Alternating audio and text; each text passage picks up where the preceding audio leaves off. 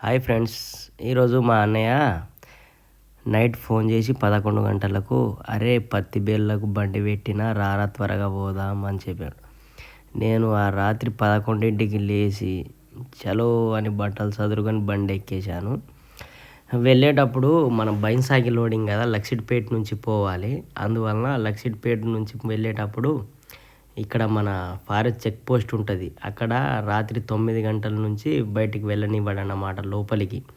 ఎందుకంటే జంతువులు ఉంటాయి కదా, వాటికి ఏమైనా ప్రాబ్లం అవుతుందని నైట్ టైంలో బండ్లను వదలడు. మార్నింగ్ 6కి 150 రూపీస్ చాలాను కట్టించుకొని బండ్లను అయితే లోపలికి వదిలేశాడు ఫ్రెండ్స్. ఈ బండి ఇది కనిపిస్తుంది కదా, ఈ బండి మాత్రం మా బాబాయ్ది. మా తమ్ముడికి ఫీవర్ వచ్చింది, అయితే ఈ బండి నాకు తోలరామని ఇచ్చేశాడు. అక్కడ నుంచి తిన్నగా డైరెక్ట్ బైన్సాకి వెళ్ళిపోయి పార్కింగ్లో బండ్లు పెట్టేశాం. బండ్లు ఎక్కువ లేనందువల్ల త్వరగా అన్లోడింగ్కి లోపలికి రమ్మన్నాడు. ఈ బండ్లన్నీ ఇక్కడ ఉన్నాయి చూడండి పార్కింగ్లో, అవన్నీ మా ఆశీర్వాద్ ఏరియా నుంచి వెళ్ళిన బండ్లే. ఇది నా బండి, ఇప్పుడు అన్లోడింగ్కి పెట్టేశాను ఫ్రెండ్స్. ఇక్కడ మొత్తం బీహారీ లేబర్సే ఉంటారు, లోకల్ వాళ్ళు ఉండరు. అందుకే ఇక్కడ కొంచెం తొందరగా అన్లోడింగ్ అయిపోతుంది.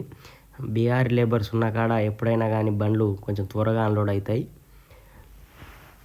చూడండి వాళ్ళ కష్టం, చూడండి ఎట్లా అన్లోడింగ్ చేస్తున్నారో. చూస్తున్నారు కదా, ఇంత పెద్ద బిల్, అది మినిమం 2 క్వింటాలు ఉంటుంది. దాన్ని అమాంతంగా ఇద్దరు కలిసి పైకి ఎత్తేస్తున్నారు ఫ్రెండ్స్.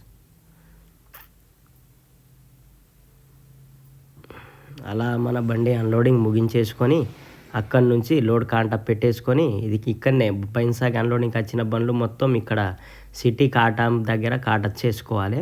కాటా చేసుకొని చలో అక్కడి నుంచి డైరెక్ట్గా మన కెరమెరి రూట్లో నుంచి ఎంటీ బండిని కొట్టుకుంటూ ఇంటికి వచ్చేసాం.